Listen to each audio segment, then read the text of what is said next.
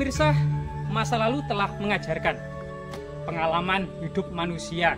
Dalam rentang 1,5 juta tahun silam, Pithecanthropus sudah berhasil menatah masyarakat yang ada di Jawa ini. Bersama kemudian Homo erectus lainnya yang kemudian mereka punah digantikan Homo sapiens sapiens ya. Sekitar 3500 sebelum Masehi, migrasi orang-orang Austromelanozoid yang berkulit hitam berambut keriting telah mengawali ya peradaban Homo sapiens sapiens yang ada di Nusantara ini.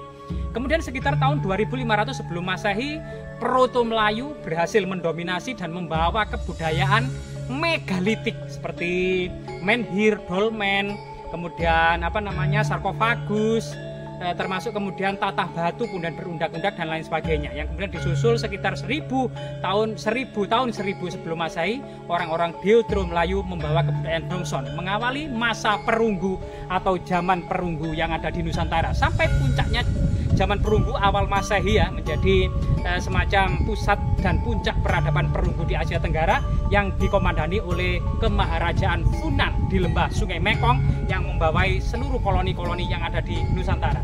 Seiring dengan kemudian perkembangan dan perdagangan yang arti penting Selat Malaka menjadi pusat perdagangan internasional, maka munculnya Sriwijaya di lembah Sungai Batanghari dan Sungai Musi menjadi semacam pusat ya, sebagai pusat perdagangan, juga pusat budaya dan peradaban. Agama Hindu dan Buddha kemudian dari Sriwijaya inilah berkembang pesat dan memiliki pengaruh yang sangat signifikan kepada kebudayaan yang ada di Pulau Jawa.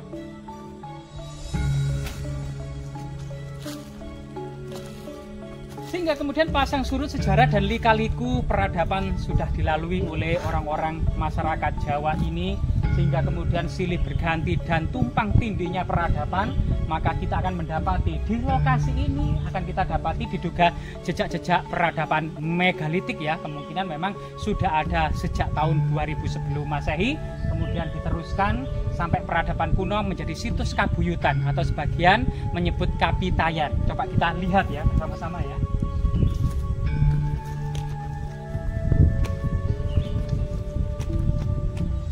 Silih bergantinya peradaban yang kemudian tidak bisa dipungkiri seiring perdagangan global.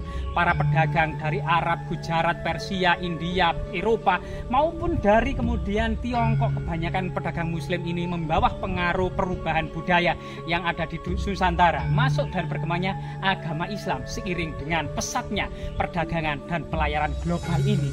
Sehingga kemudian area situs-situs kabuyutan kemudian muncul ya makam-makam yang diduga makam-makam muslim.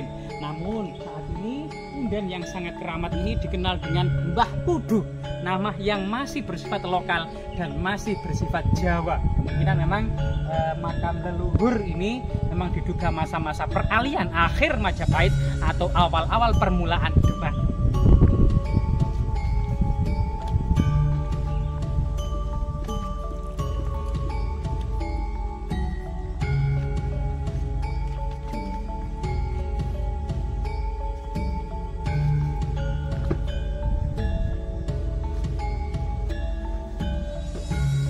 Salah satu makam yang dipercayai masyarakat sebagai makam Mbah Kudu ini, kita coba sowan terlebih dahulu.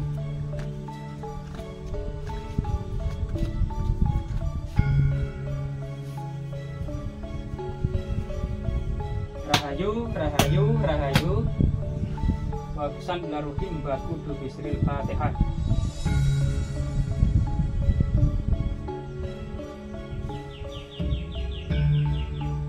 Ya. Makam Sambaurekso atau pembabat alas atau pendiri dari dusun ini, ternyata kemudian bagian nisan kepala adalah sebuah batu alam yang berbentuk seperti gunungan wayang. Gunungan sendiri pada masa lalu, gunung dianggap sebagai Meru ya, sebagai tempat suci, tempat bersemayamnya arwah-arwah leluhur. Masuk sebagai lambang gunung adalah tempat suci, tujuan orang-orang untuk menggapai moksa. Sehingga kemudian dari gunung inilah kemudian kepercayaan tentang arti pentingnya gunung dan kelestarian alam terus kemudian menjadi salah satu ciri budaya pada masa peradaban-peradaban yang lalu. Dan nisan bagian kaki diduga kemudian balok batu candi yang berbentuk segi 4 ya, namun saat ini dibungkus kain putih dan kita tentu tidak bisa membuka kain putih tersebut untuk menghormati kearifan lokal budaya masyarakat desa setempat. Di atas itu ada semacam tulisan di balok kayu yang menggunakan Jawa baru gitu ya, Wonocoroko, berbeda dengan Jawa masa kerajaan Majapahit yang dikenal dengan Jawa Kawi gitu ya. Dan di sini kemungkinan coba kita berusaha untuk membacanya, yaitu yang pertama tadi di depan itu kita baca Suro, Diro, Joyo. Terus kemudian yang bagian kedua,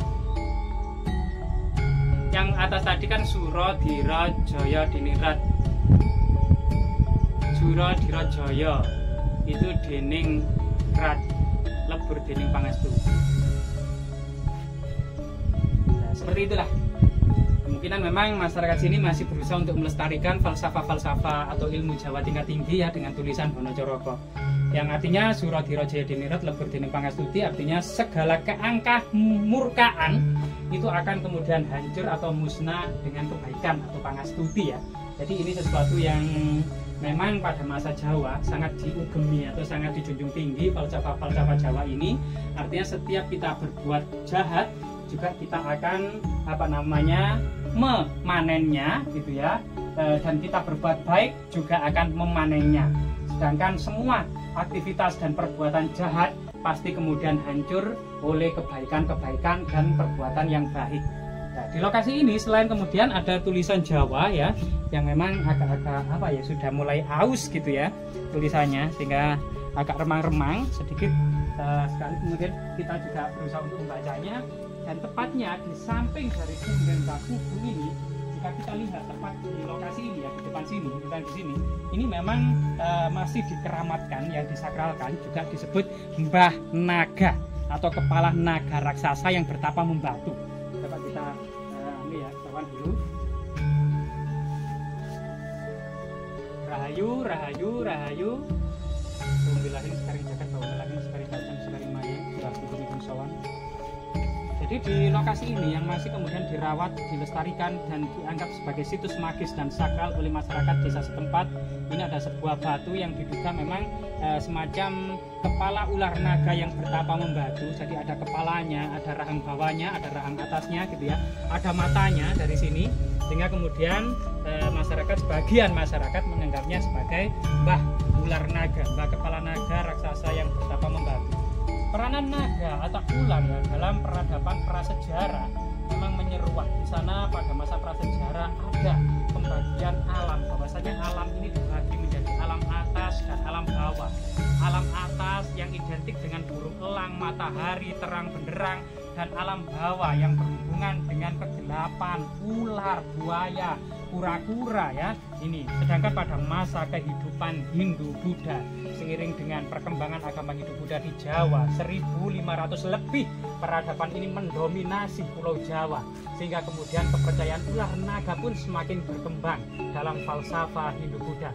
Misalnya dalam falsafah Hindu-Buddha, ular itu adalah dianggap sebagai kemudian jelmaan Dewa Wisnu yang menopang seluruh alam semesta itu di atas kepalanya, sehingga para raja Jawa disimbolkan sebagai sosok ular naga karena memiliki tanggung jawab atas eksistensi negara, masyarakat, dan kemakmuran yang ada di dalamnya, serta keadilan-keadilannya yang berada di atas kepala raja tersebut atau di atas mahkotanya. Sehingga inilah kemudian filosofi ular naga pada masa-masa kuno maupun pada masa prasejarah. Jadi simbol-simbol naga ini juga bisa diartikan sebagai simbol kelestarian alam semesta. Karena Dewa Wisnu merupakan salah satu dewa dalam Trimurti yaitu tiga dewa tertinggi, Brahma sebagai dewa pencipta, Wisnu sebagai dewa penjaga alam semesta, dan Siwa sebagai dewa perusak alam semesta. Ular naga dan peranan kepada Dewa Wisnu sebagai alam penjaga ini kemudian pada masa-masa akhir juga menjadi simbol eksistensi ular naga, juga menjadi penjaga dari alam semesta ini ya. Nah, dari ini adalah filosofi kuno yang berkembang. Seiring dengan perkembangan agama Islam, jadi situs-situs ini terus dilestarikan ya, sebagai untuk menghormati leluhur, untuk menghormati sejarah, untuk melestarikan, dan kemudian semacam sebagai tinggalan yang sangat monumental akan sebuah perjalanan peradaban Jawa.